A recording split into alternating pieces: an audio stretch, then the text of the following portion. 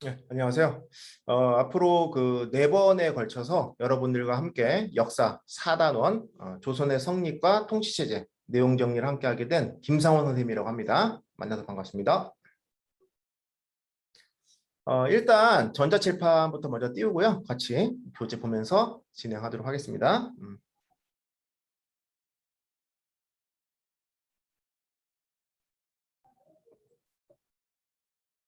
네, 화면 띄었어요. 자, 보이시나요? 네. 선생님하고 이제 4단원, 조선의 성립과 발전 같이 이제 내용 정리를 하실 텐데요. 일단 4단원, 대단원, 4단원은 이렇게 4개의 중단원으로 구성이 되어 있습니다. 역사 뭐 지금 계속 배워서 뭐 알고 계시겠습니다만, 내용이, 단원으로는 중단원 4개밖에 없지만 상당히 내용이 좀 많아요. 내용이 많습니다. 그렇게 해서 일단은 선생님이 이제 내용 정리 중심으로 이제 수업을 해 드릴 텐데 문제도 이제 중간중간에 많이 있어요. 그렇게 해서 문제풀이까지는 이제 선생님이 같이 못하니까 개별적으로 문제풀이 해 주시고 채점도 진행하셔야 돼요. 아시겠죠? 그리고 혹시라도 이렇게 해설지 읽어봤는데도 잘 모르겠다 이런 거 있으시면 7층에 오시면 중3 자사특목 교무실에 비전 플랜 선생님들 저까지 네 분이 계시니까요. 언제든지 와서 물어보시면 될 것 같습니다. 자, 오늘 이 시간에는 그 첫 번째 시간으로 조선의 통치 체제와 대외 관계에 대해서 같이 알아보는 시간 갖도록 하겠습니다. 네, 확대했습니다. 잘 보이시죠? 네. 일단 조선의 건국과 관련해 가지고 시험에 잘 나오는 게 이제 이 순서 문제가 잘 나와요. 순서. 뭐 여러분들이 이제 크게 우리 교재는 이렇게 이제 1, 2, 3 그리고 이제 세 가지밖에 안 나왔는데 어, 네 가지로 알고 계시면 될 것 같아요. 한양 총독까지 이렇게 실제 시험에는 이렇게 4단계로 많이 물어봅니다. 그리고 이제 단답형이 나올지 안 나올지는 모르겠는데 만약에 단답형이 나올 경우에는 결론부터 말씀드리면 이 위화대본과 과전법을 쓰는 문제도 잘 나와요. 아시겠죠? 순서대로 잘 봐주시면 좋겠습니다. 자, 일단 조선이라는 나라가 이제 만들어지게 되는 과정 첫 번째 위화도 해군이 먼저 나오게 됩니다. 일단 조선은 이제 1392년에 이제 만들어진 나라예요. 그죠? 그런데 한 5년 전이죠. 그죠? 5년 전에 이제 위화도 해군이라는 사건이 발생을 하게 됩니다. 여러분들도 아시다시피 그 종이 치네요. 잠깐만요. 예, 여러분들도 아시다시피 이제 그 원나라, 몽골족이 세웠던 원나라가 이제 있었고 그 뒤에 이제 명나라가 등장을 하게 되잖아요. 근데 여러분들 선생님 이제 지도를 대충 그렸는데 우리나라가 이제 이렇게 있고 여기 이제 백두산이 있으면 요 근처에 있는 요 지역. 여기 이제 우리가 천령 이북의 영토라고 불러서 지금 앞에서 배웠죠. 천령 이북의 영토. 요 지역을 이제 원간섭기 때 공민왕이라는 왕 기억나시죠? 반원 자주 정책을 추진하면서 이 쌍성총가부 공격해가지고 이 천령 이북의 영토를 다시 수복했었죠. 그런데 원나라가 망한 다음에 등장한 이 명나라, 그죠? 명나라는 여러분들도 아시다시피 이제 원래 이제 오리지널 중국인들 한족이 세운 나라예요, 그렇죠? 이제 얘네가 우리한테 뭐라고 주장을 하느냐? 야, 고려, 니네 옛날에 원나라가 갖고 있던 천령 이북 영토를 니네가 다시 빼앗아 갔던데 그 지역은 우리 원래 명나라 중국의 영토다. 다시 내놔라. 이런 식으로 이제 주장을 하게 되는 거예요. 그렇죠? 자, 그러한 가운데서 당시 고려 말기 우왕과 채영장군은 이 당시 명나라의 천령 이북의 영토를 반환해 주는 것에 대해서 반대를 하게 되고요. 당시에 이 수하였던 이성계 장군으로 하여금 명을 내려서 이 명의 동쪽, 중원의 동쪽 요동 지방을 쳐라라는 명령을 내리게 됩니다. 그죠? 근데 여러분들이 이제 학교에서 배우셨는지 모르겠는데 이성계 장군이 처음부터 이 요동 지방을 정벌하는 거에 대해서 이렇게 명을 받잡고 간 게 아니에요. 출병을 한 게 아닙니다. 네 가지 말대꾸를 하게 됩니다. 학교에서 배우셨는지 모르겠는데 이른바 이것을 우리가 요동정벌 4대 불가론이라고 불러요. 아시겠습니까? 요동정벌 4대 불가론이요. 첫 번째 이유가 이제 활 시위를 탱탱하게 지탱해주는 활의 이 시위, 악교라고 부릅니다. 악교. 접착제. 이 악교가 높기 때문에 1488년 여름이었거든요. 전투력이 급감할 것이다. 그다음 두 번째가요. 여름철이잖아요. 농번기예요. 농사철로 한참 바쁠 때입니다. 농번기이기 때문에 군사 동원이 어려울 것이다. 그죠? 징집을 해야 되는데, 그지? 사람들이 안 끌려오려고 하겠지? 그 다음에 세 번째, 만약에 이 명을 출병하기 위해서 북쪽으로 진군을 했다고 가정을 하자. 그때 남쪽에서 누가 쳐들어올 수 있다? 그쵸? 일본의 해적들, 왜구가 쳐들어올 수 있다. 이러한 주장을 하기도 하고요. 마지막 네 번째가 뭐냐? 이건 이제 철저히 유교적, 성리학적인 어떤 그 사상적인 기반에 근거한 건데요. 소국이 작은 나라, 여기서는 이제 작은 나라는 고려가 되겠죠. 소국이 대국을 거역할 수 없다. 대국은 당연히 명이 되겠죠. 그죠? 이런 어떤 네 가지 이유를 거들먹거리면서 반대 의사를 펼치게 됩니다. 요동정벌 4대 불가론이라고 부르는데, 만약에 이제 이거 배우신 분이 계시다면 시험에 나올 가능성이 있으니까 정리를 잘 해 놓으실 필요가 있을 것 같아요. 아무튼 그러한 가운데서 당시 이제 명령에 죽고 사는 군인의 신분이었기 때문에 이성계는 결국 출병을 하게 되고요. 압록강의 이제 하류지대예요. 이게 위화도라는 섬이 있습니다. 거기에서 이제 군대를 되돌리게 되지요. 그죠? 만약에 이제 이성계가 당시에 군대를 돌리지 않고 명을 쳤다면 역사는 또 어떻게 달라지게 되었을까? 개인적으로 좀 궁금하긴 합니다. 그죠? 여러분들도 궁금하신가요? 아무튼 이 위화도 해군을 통해서 당시에 이성계는 정치적 그리고 군사적인 실권을 장악하게 됩니다. 써주시죠. 정치적, 군사적인 실권을 장악하게 된다. 이렇게 메모를 해주시면 좋겠습니다. 자, 그리고 이제 과전법이라는 토지 제도를 시행하게 됩니다. 과전이라는 땅이에요. 과전이라는 땅인데 여말 손초기의 지배층이죠. 바로 무슨 사대부입니까? 신진사대부입니다. 위화도 해군을 통해서 지금 이성계가 정치적으로 그리고 군사적으로 힘을 갖게는 됐어요. 갖고 있게 되기는 되는데 자신의 어떤 꿈인 왕이 되고 새로운 나라를 만들기 위해서는 엘리트들의 지지를 받아야 되는 상황에 처하게 되지요. 당시에 이제 엘리트들이 누구였다? 종이 또 치네요.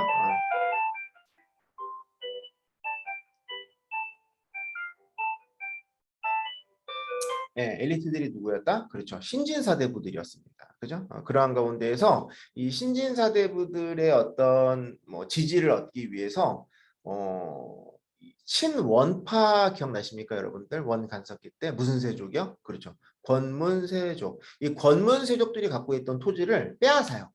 빼앗아 가지고 쉽게 말하면 신진사대부들한테 나누어 주는 거예요. 그걸 이제 우리가 과전이라고 부릅니다. 아시겠어요? 여러분들 경제적인 기반이 그만큼 이제 늘어나는 거니까 당연히 신진사대부들은 좋아했을까 싫어했을까? 그렇죠. 물론 다 좋아한 건 아니에요. 이제 싫어했던 사람들도 있습니다. 이따 말씀드릴게요. 정몽주, 길치 이런 사람들은 싫어했어요. 하지만 많은 신진사대부들은 환영을 하게 되죠. 그러한 가운데에서 이 경제적인 기반을 장악하게 되는 겁니다. 그죠? 이성계가 자, 경제적인 실권을 장악하게 된다. 메모를 해주시고요. 그리고 이제 세 번째로 1392년 조선이 건국되게 되는 거죠. 자, 이러한 가운데에서 신진사대부가 둘로 쪼개지게 돼요. 여러분들도 잘 아시다시피 이 신진사대부가 조선 건국에 대해서 이제 반대했던 사람들이 있었습니다. 야, 새로운 왕조 개창은 필요 없다. 기존의 고려 왕조를 계속해서 유지를 하자. 그리고 어떻게 신화된 도리로서 두 명이 어떻게 임금을 섬길 수가 있겠느냐, 그죠? 조선 건국에 반대했던 사람이 있었어요. 세력이 있었어요. 반대했던. 이 사람들을 이제 우리가 온건파 사대부라고 불러요. 온건파 사대부. 이 사람들이 대표적인 사람들이 이방원한테 철퇴를 맞고 죽은 정몽주라던가 길재 이런 사람들이 있었고요. 이미 고려 왕조는 갈 때까지 갔다. 그죠? 새로운 왕조 건설만이 대안이다. 유일한 대안이다. 조선 건국에 대해서 찬성했던 세력이 있었어요. 이 사람들을 이제 우리가 급진파 사대부라고 부릅니다. 아시겠어요? 대표적인 사람들이 바로 정도전이라던가 조선 초기에 이제 대체상이었던 그다음에 이제 뭐 조준 이런 사람들이 있었습니다. 아시겠죠? 나중에 이제 다음 시간에 공부하게 되겠지만 이 반대했던 사람들이 바로 이제 살림 세력, 살림파가 되는 거고요. 지방에 이제 샹촌 사회로 내려가죠. 포악을 양성하게 되고요. 이 찬성했던 사람들, 급진파 사대부가 바로 훈구 세력, 조선의 이제 개국 공신으로서 중앙 정계에 진출을 하게 되는 겁니다. 아시겠죠? 자, 아무튼 이러한 가운데서 당연히 너무나도 당연히 왕조 교체에 반대하던 온건파 사대부를 제거하게 되지요. 그죠? 그러한 가운데에서 급진파 사대부들이 지지를 받아서 이성계가 왕으로 추대를 받게 되고요. 조선이라는 나라가 만들어지게 되었다. 이렇게 이해를 해주시면 되겠습니다. 자, 이 스텝 1, 스텝 2, 스텝 3 그리고 마지막으로 뭐 한 거다? 수도를 한양으로 옮기게 됩니다. 여기까지 순서 봐주시기 바라요. 아시겠죠? 그리고 이제 유교적인 통치 취지에 따라서 궁궐이라던가 그 다음에 이제 공자, 맹자, 선현들을 이렇게 넋을 기리기 위한 사당도 건립을 하게 됩니다. 그렇죠? 자, 이러한 가운데서 이제 여러 왕들이 등장을 하게 됩니다. 자, 이제 국가를 기초를 다지기 위한 노력을 하게 되죠. 여기서는 이제 여러분들이 좀 중요하게 보셔야 될 게 각 국왕들의 업적에 대해서 중요하게 봐주시면 좋겠습니다. 업적. 일단 좀 중요한 건 아닌데 흐름상 좀 이해해 주시면 좋겠다라고 생각하는 게 뭐냐면 첫 번째 임금 있잖아요. 태종 이성계.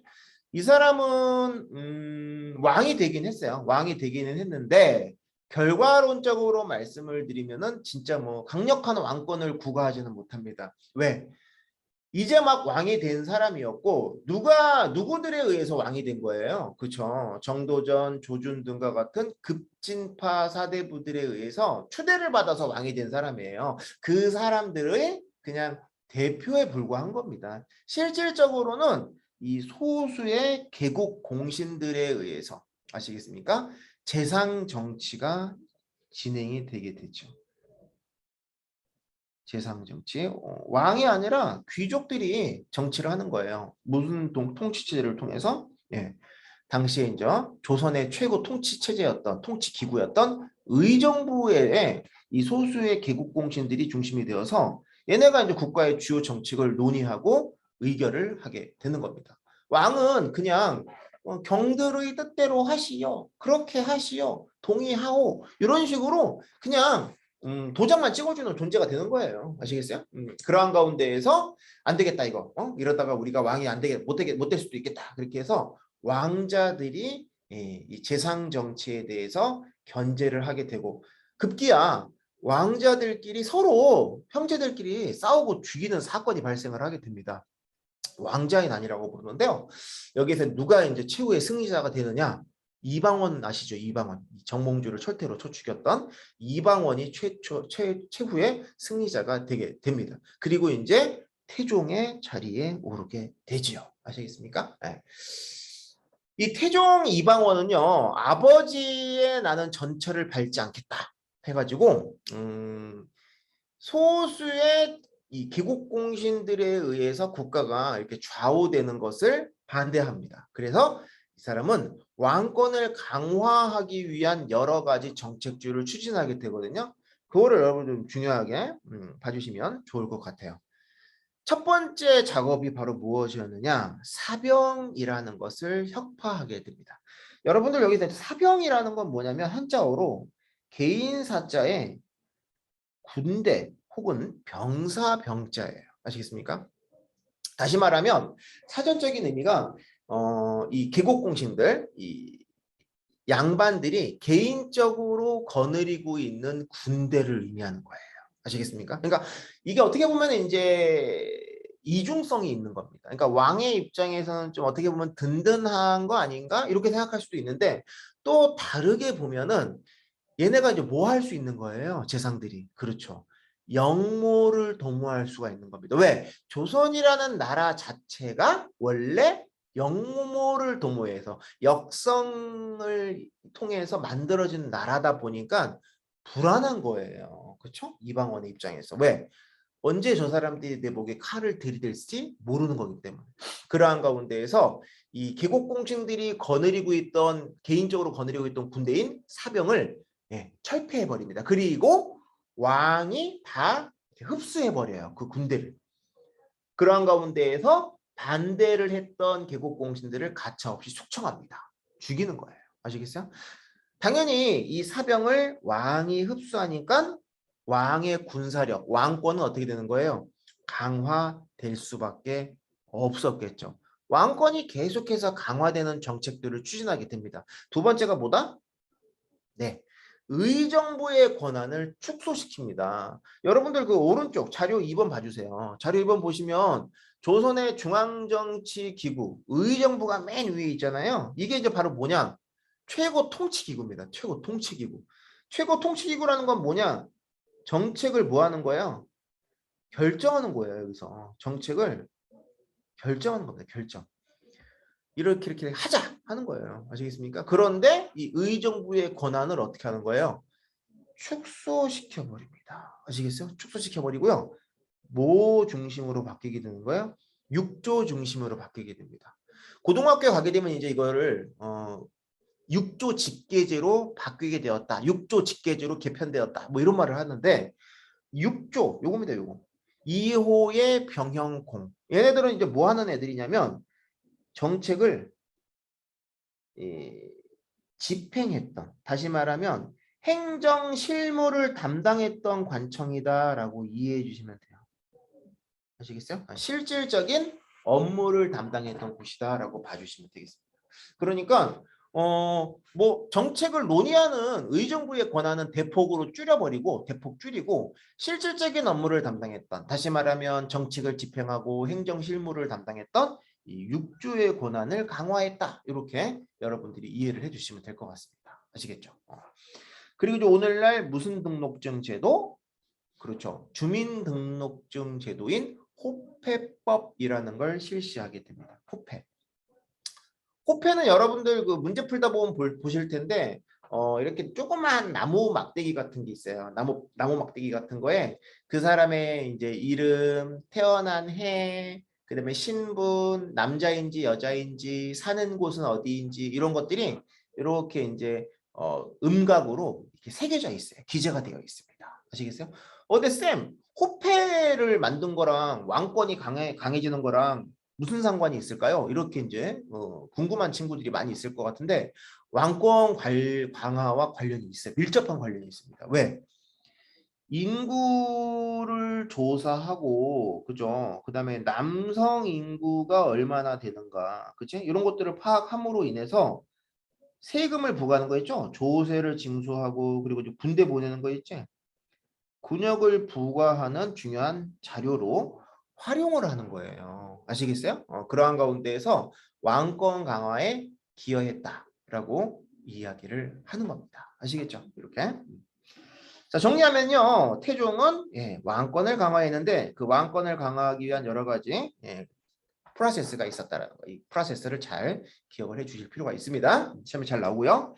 자, 그다음에 여러분들 뭐 오늘날까지도 이제 성군으로 이렇게 추앙받고 있는 세종대왕입니다. 그죠?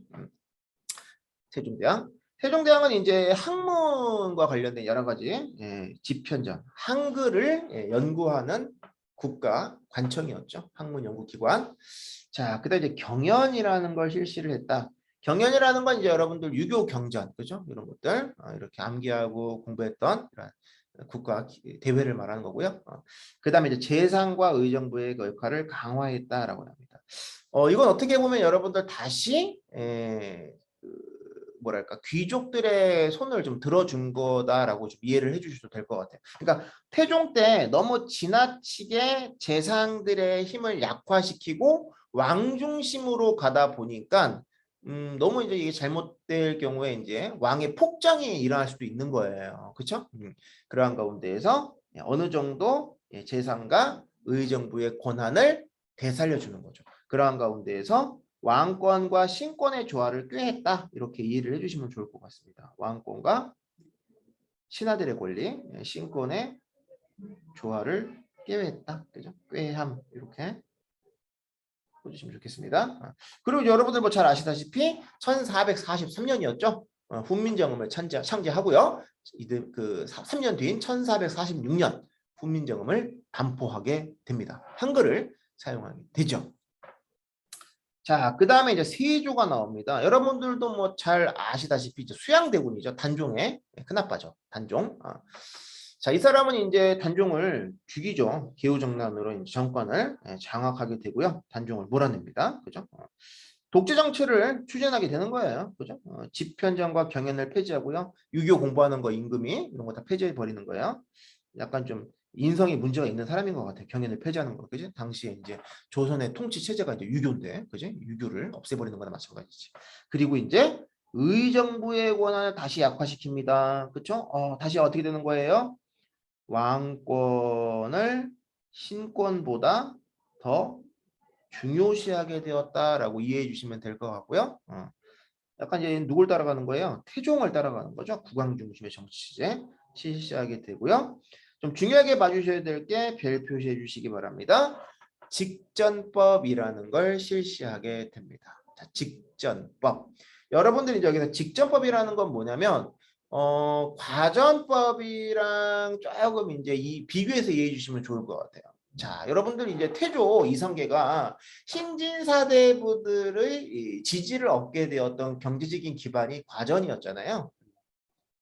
전직 관리와 현직 관리 모두에게 토지를 하사해 주는 겁니다. 왕의 이름으로. 자, 그런데 전현직 관리 모두에게 땅을 주다 보니까 국가 소유의 토지가 부족해지게 되는 문제점이 발생하게 되는 거예요. 그렇죠? 자, 그래서 세조가 머리를 쓴 게 바로 뭐냐? 현직 관리, 지금 공무원으로서 국가에 봉사하고 있는 사람들에게만 땅을 주는 겁니다. 아시겠어요? 이걸 우리가 직전법이라고 부릅니다. 엄밀하게 말하면 땅 자체를 준 건 아니고 그 땅에 살고 있는 백성들로부터 세금을 거둘 수 있는 권리를 준 거예요. 그걸 이제 우리가 좀 어려운 말로 수조권이라고 부릅니다. 아시겠죠? 이렇게. 자, 그리고 성종이 나옵니다. 자, 성종 같은 경우에는 좀 중요하게 봐주셔야 될 게 몇 가지가 있어요. 자, 일단 첫 번째. 세종대왕 때 이제 학문연구기구였던 집현전을 계승해서요. 홍문관이라는 기구를 설치하게 됩니다. 이 홍문관이라는 건 뭐냐? 국왕에게, 왕에게 자문을 해주었던 기구다라고 생각하시면 됩니다. 이렇게 카운셀링, 조언을 해주는 거예요. 조언, 아시겠죠? 그리고 다시 경연, 유교 공부를 시작하게 되는 거고요. 의정부의 권한을 다시 강화시킵니다. 다시 이제 왕권과 신권의 조화를 꾀했다. 이렇게 봐주시면 되고요.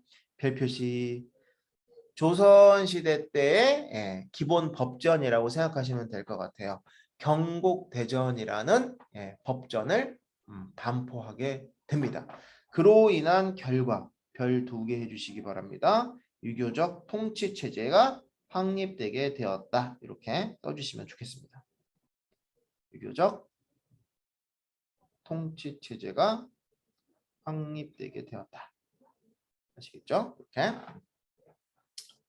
자, 좀 빨리 할게요. 자, 그 다음에 이제 통치체제의 정비가 나옵니다. 통치체제는 크게 중앙정치와 지방행정조직으로 나뉘게 됩니다. 일단 중앙은 여러분들 그 교재 오른쪽 날개를 좀 보고 같이 좀 보도록 하겠습니다. 자, 조선의 중앙정치기구. 일단 왕 밑에 이제 의정부가 있었고요. 이제 의정부는 아까도 말씀드렸다시피 최고 통치기구입니다.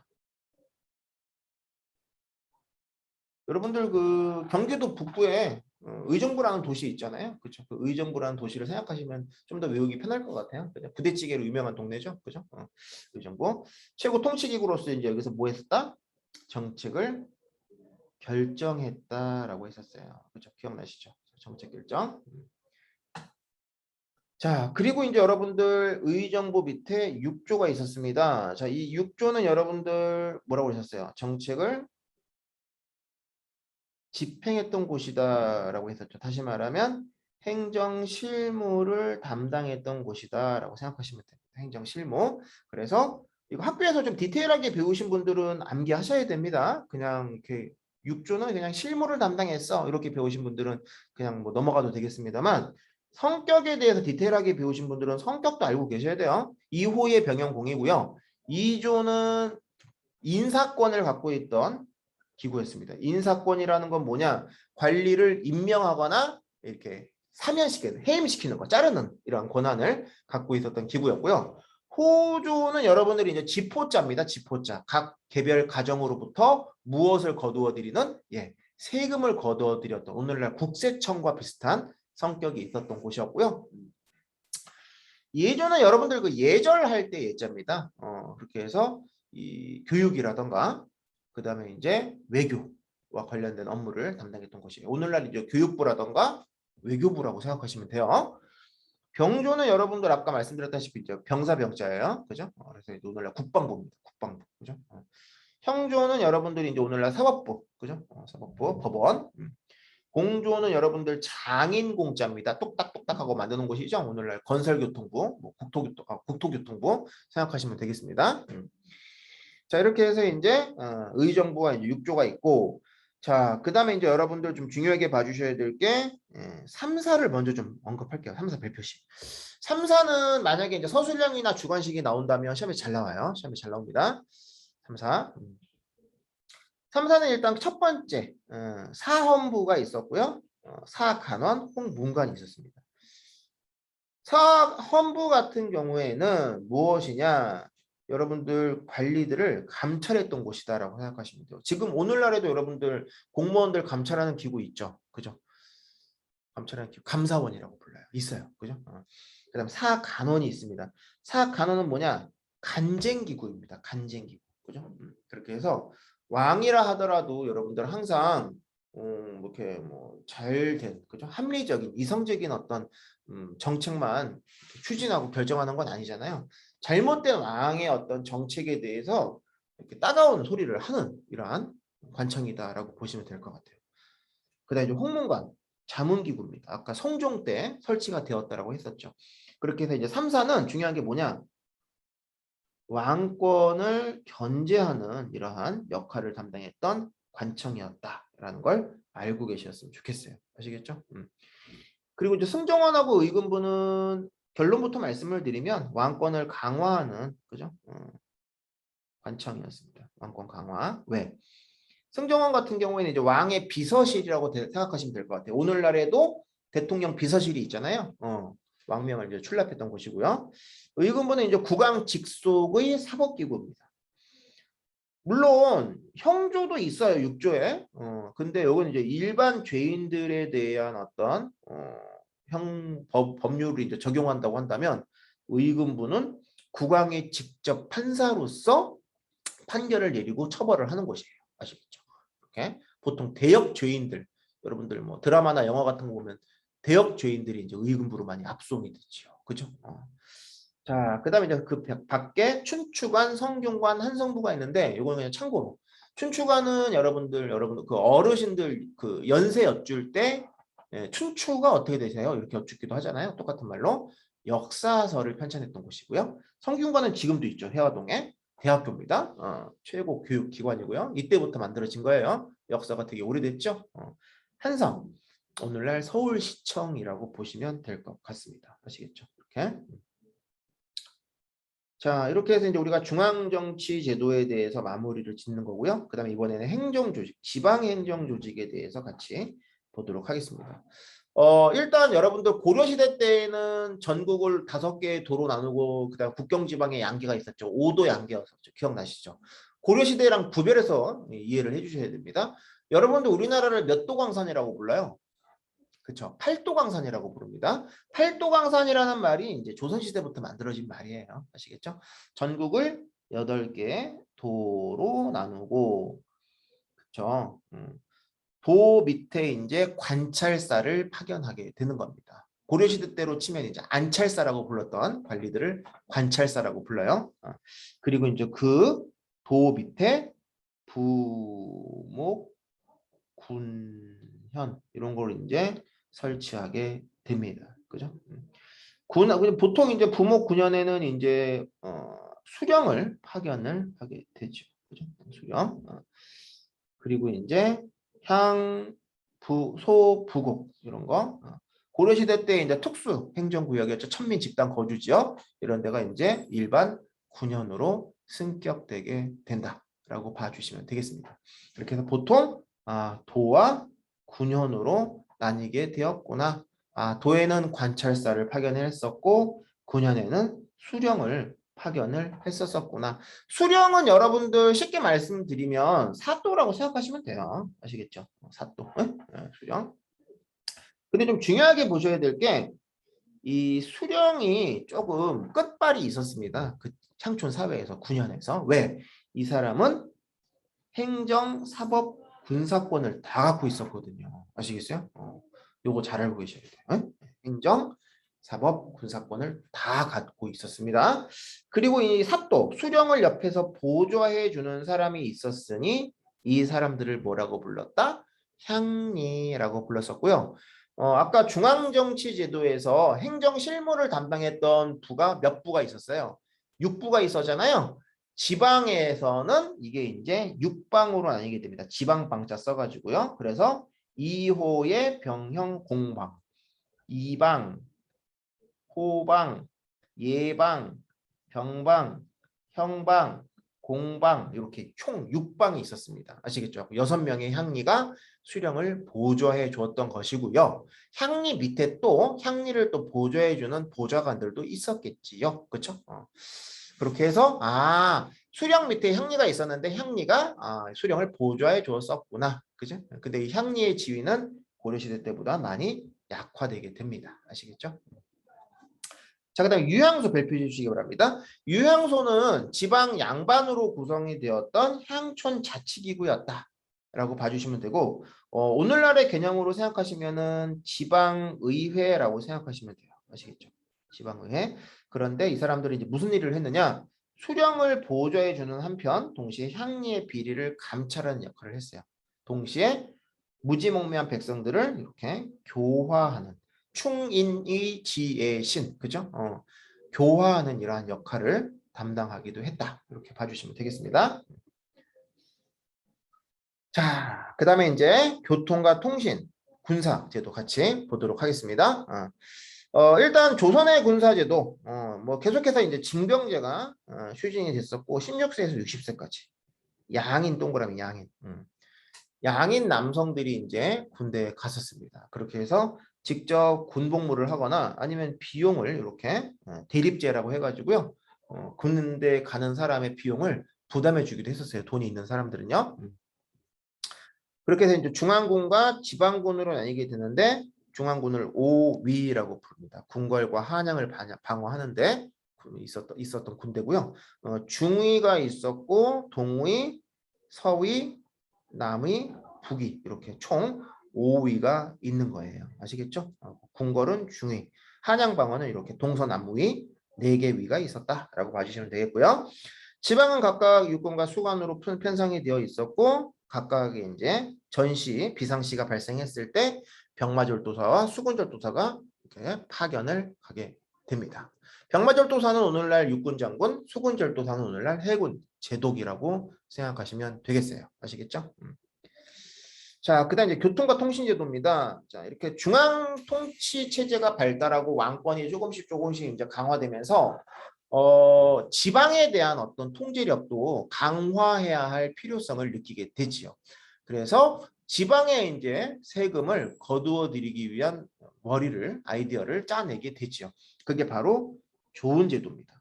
좋은 제도라는 건 뭐냐면 여러분들 요즘에는 이제 뭐 워낙 그 도로가 잘 바뀌어서 육로가 더 빠르죠. 그죠? 예를 들면 뭐 대전에서부터 서울까지 아니면은 뭐 부산에서부터 서울까지 고속도로가 더 빨라요, 배보다. 그죠? 근데 조선시대죠, 지금. 조선시대에는 이 육로가 상당히 위험합니다. 왜?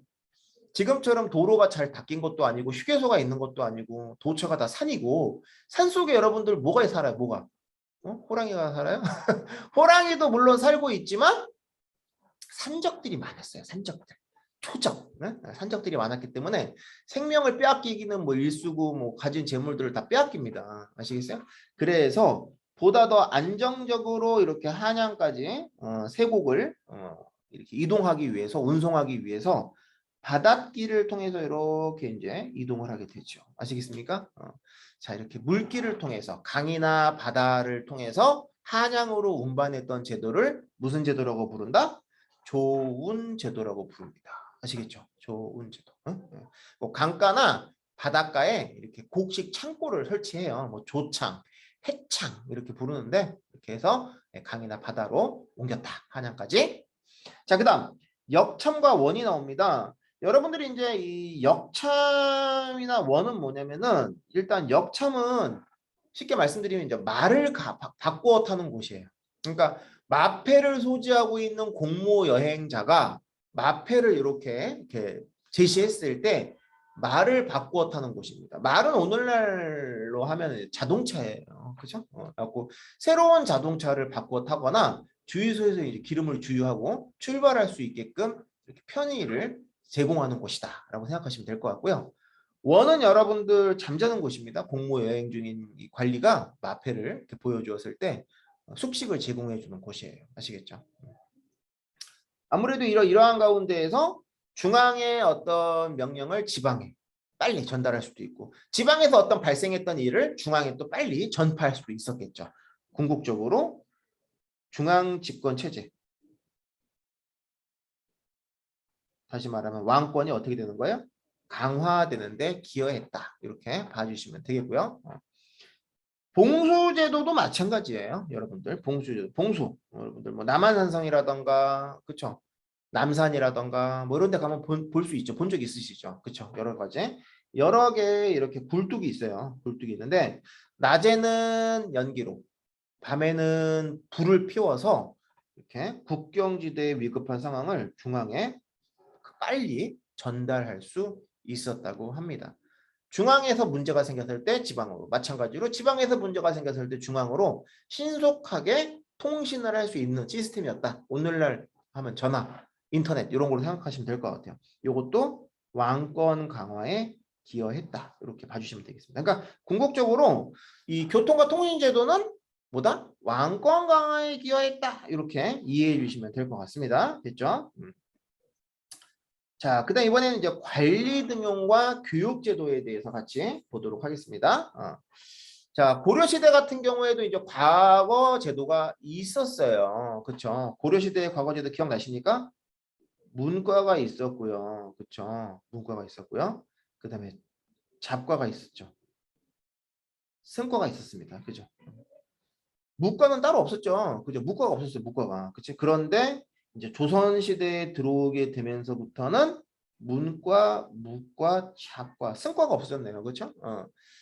무과가 있었어요. 무과가 생겼어요. 그죠? 그럴 수밖에 없는 게 조선을 건국한 사람이 누구예요? 무신이잖아요. 무신 이성계였기 때문에 자 이제 무과도 인정을 대접을 받게 되는 겁니다. 그래서 무과를 통해서 이렇게 관리가 된 사람을 문관. 그 다음에 이제 무과를 통해서 관리가 된 사람을 무관 이렇게 불러요. 아시겠습니까? 그래서 문관과 무관 둘을 합쳐서 양반이라고 부르는 겁니다. 여러분들 조선시대를 양반제 사회라고 부르잖아요. 보통 우리가 그렇죠? 양반이라는 말이 이 문과 무과에서 이렇게 시작이 되었다. 이런 것들도 알고 계시면 좋겠습니다. 그죠? 그다음에 잡과는 여러분들 뭐 이 통역, 그죠? 그다음에 뭐 법률, 의학, 그죠? 그다음에 음양 오행 이런 것들 담당했던 사람들, 기술관들을 뽑았던 시험이다라고 봐주시면 될 것 같습니다. 그렇게 해서 과거 시험을 통해서 보통 이렇게 선발을 했었어요. 3년에 한 번씩 뽑았었고 꼭 과거가 아니더라도 관직의 길에 오르는 방법이 있었어요. 그래서 이제 천거라던가 음서라는 게 있었는데 이것도 이제 참고로 알고 계셔야 돼요. 천거라는 건 뭐냐면은 특별한 탤런트, 특별한 재주나 능력이 있는 사람들을 이렇게 추천을 받아서 중앙정계에 진출을 시켰어요. 아시겠죠? 특별한 재주나 능력, 천거고요. 음서는 뭐냐면은 여러분들 그 고위 관직자들의 자제들이 있어요. 쉽게 말하면 무슨 수저? 그쵸. 금수저들. 그죠. 이 금수저들 아빠 찬스. 그죠? 써서 관직에 올라오는 사람들도 있었다. 물론 이렇게 대접을 많이 받지는 못했겠지 옛날에도. 그치? 근데 방법은 있긴 있었다라는 거. 그다음 이제 교육제도가 나와 있습니다. 자, 이거 중요하죠? 별표시. 결론부터 말씀을 드리면 조선시대에도 초등학교, 중학교, 고등학교, 대학교가 다 있었다. 이렇게 말씀을 드릴 수가 있을 것 같습니다. 일단 초등교육, 초등교육기관 서당이라고 불러요. 아시겠죠? 초등학교 서당이라고 부릅니다. 그리고 이제 중등학교가 있었어요. 오늘날 이제 중고등학교죠. 중고등학교. 그래서 서울과 지방이 각각 이렇게 중고등학교가 있었는데 서울에 있던 중고등학교를 뭐라고 부른다? 사부학당이라고 부릅니다. 이렇게 해서 중부, 동부, 그다음에 서부, 남부학당 이렇게 사부학당이 있었고요. 지방 같은 경우에는 뭐라고 불러요? 향교라고 불러요. 아시겠죠? 향교. 나중에 이제 다음 시간에 이제 공부하게 될 텐데 이 향교에서 살림 세력들 조선 건국에 협조하지 않았던 온건파사 대부 기억나시죠? 정몽주라던가 길치 제자들 이 살림 세력들이 가르친 이 사람들이 중앙정계에 대거 등용하게 됩니다. 공무원 합격자 수를 엄청나게 많이 배출을 하는 거예요. 아시겠죠? 그래서 이제 15세기에 이르게 되면서 이제 기존 세력들, 훈구 세력과 이렇게 견제와 균형이 아니라 반목과 갈등, 대립을 이렇게 추진하게 되죠. 사화라는 게 또 발생을 하게 되는 거예요. 나중에 또 공부할 거고요. 자, 그리고 이제 조선시대 때 대학교가 있어요. 뭐예요? 그쵸. 성균관이라는 것도 있습니다. 성균관. 이렇게 여러분들이 이해를 해 주시면 되겠습니다. 됐죠? 그리고 이제 시험에 또 잘 나오는 게 뭐냐면 기술교육. 잡과라고 있었는데 여러분들 잡과 같은 경우에는 학교가 따로 없어요. 이거 잘 알고 있어야 돼요. 학교가 없었어요. 일단 뽑고 해당 관청에서 뽑아놓고 따로 나중에 교육을 시켰어요. 학교가 없었습니다. 이거 잘 알고 계시기 바랍니다. 됐죠? 자, 그다음 이제 마지막 아이템인 것 같아요. 오늘 수업에. 자, 대외 관계입니다. 일단 조선의 대외 관계는 4대 교린 정책이었다라고 이해해 주시면 될 것 같아요. 4대라는 건 뭐냐? 이렇게 이제 임금님의 나라로 떠받드는 겁니다. 고개를 조아리고요. 아시겠어요? 그리고 이제 교린이라는 건 뭐예요? 크로스예요. 영어로 말하면 크로스, 어크로스. 아시겠습니까? 자, 이렇게 해서 4대. 일단 조공과 이제 책봉, 그죠? 조공이라는 건 여러분들이 이제 뭐 이 공물을 갖다 바치는 겁니다. 그죠? 공물을 바치는 거. 네, 책봉. 책봉이라는 건 여러분들이 이제 뭐 어떤 왕의 지위를 인정을 받는 거. 네? 이런 것들을 책봉이라고 불러요. 그러한 가운데에서 보통 이제 중국과의 관계에서 이렇게 4대 관계를 맺었다. 이렇게 봐주시면 될 것 같고요. 종이 또 치네요.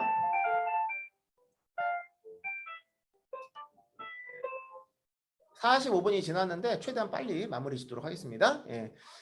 그리고 이제 교린 같은 경우에는 이제 크로스입니다. 강경책과 회유책을 동시에 사용했다라고 봐주시면 될 것 같은데 교재 오른쪽에 지도랑 같이 좀 봐주시면 좋을 것 같아요. 여진족과 외입니다. 외 일본. 얘네들한테는 당근과 채찍을 동시에 사용했다라고 봐주시면 될 것 같아요. 그죠? 그래서 이제 만약에 여진족이나 외가 조선에 이제 어떤 뭐 나쁜 짓을 했다, 안 좋은 짓을 했다 그런 경우에는 토벌을 하기도 하고요. 그다음에 이제 얘네가 이제 뭐 사이좋게 잘 지내고 있다 그럴 경우에는 여러 가지 문물을 교류해주기도 했다 이렇게 이해를 해주시면 좋을 것 같습니다. 그렇게 해서 그 디테일이 나오죠. 명과의 관계입니다. 뭐 여러분들도 아시다시피 초기에는 뭐 천령 이북의 영토를 내놓으라고 해가지고 요동 정벌을 이렇게 취재하면서 약간 좀 사이가 안 좋았던 적도 있어요. 그런데 이방원 태종 때부터는 친선 관계를 유지했다. 이렇게 좀 봐주시면 될 것 같고요. 그 다음에 이제 여진과의 관계입니다. 자, 여진과의 관계는 여러분들이 좀 중요하게 봐주셔야 될 게 아까 이제 그 회유책과 강경책, 교린 정책을 사용한다고 했었잖아요. 여진이라던가 일본에 대해서. 일단 회유책 같은 경우에는 귀화를 장려합니다. 그죠? 이렇게 넘어와라. 관직과 땅을 주겠다. 그 다음에 이제 무역소도 설치해 주고요. 하지만 이제 얘네가 이렇게 막 와서 막 국경을 넘어서 막 이제 사람들을 해치고 막 약탈을 해갔다. 그런 경우에는 어떻게 하는 거예요? 강경책을 사용하기도 합니다. 대표적인 강경책이 바로 별표시. 4군 6진이라는 걸 설치하게 됩니다. 여러분들 그 김종서 장군, 최용덕 장군 이렇게 각각 압록강과 도만강 유역에다가 4군 6진이라는 군 부대를 설치하게 되는 거예요. 아시겠죠? 국경지방을 방어하는 겁니다. 그죠? 그리고 이제 3인 정책도 실시합니다. 동시에. 3인이라는 건 뭐냐면 백성들을 이사시키는 거예요. 이사. 근데 이제 뭐 강제로 시켰던 건 이제 드물었고, 보통 이제 삼남지방이라고 불러요. 우리가 삼남. 그래갖고 이제 뭐 충청, 전라, 경상지방 요 지역에 살고 있는 사람들 중에서 땅이 이제 적거나 땅을 갖고 있지 못하는 사람들이 있었을 거예요. 그쵸? 이 사람들한테 이 사군이나 육진 지역으로 이제 이렇게 압록강이나 도만강 유역으로 이주하게 될 경우에 못 쓰는 땅 있잖아요. 황무지를 이렇게 이제 개간할 수 있는 땅으로 개척할 경우에 토지 소유권을 주겠다. 응? 이렇게 이제 일종의 이제 어떤 유인가를 주는 거예요. 그렇죠? 그렇게 해서 백성들 이제 자원한 사람들 중심으로 해가지고 3인 정책을 실시함으로 인해서 이 국경 지방의 어떤 안정을 꾀하기도 했다. 이렇게 봐주시면 되겠습니다. 자, 그다음 이제 일본과의 관계입니다. 마찬가지로 이제 당근과 채찍 동시에 사용했고요. 별표시. 삼포를 기항합니다. 삼포. 제포, 연포, 부산포입니다. 오른쪽 지도에 보시면 나와 있는데요. 부산포는 말 그대로 오늘날 부산이고요. 제포는 오늘날 경남 진해예요. 진해. 해군기지 있는데 지금. 연포는 오늘날 울산광역시 되겠습니다. 이렇게 알고 계시고요. 그 다음 이제 강경책. 세종 때 이종무가 외구의 근거지인 스시마섬. 스시마섬 어딘지 아시죠? 여러분들. 제일 가깝죠? 여기. 우리나라에서 제일 가까운 일본의 섬 스시마섬을 토벌하기도 했다. 이렇게 봐주시면 되겠고요. 그 밖에 이제 동남아시아하고도 교류를 합니다. 오늘날 이제 일본 오키나와, 류큐, 태국, 시암, 인도네시아 자와 이런 데하고도 교류를 했고요. 각종 토산물을 가지고 와서 옷감이나 문방, 붓이나 뭐 종이나 벼룩 이런 것들 말하는 거예요. 이런 걸로 교환을 해 가기도 했다라고 봐주시면 되겠습니다. 예.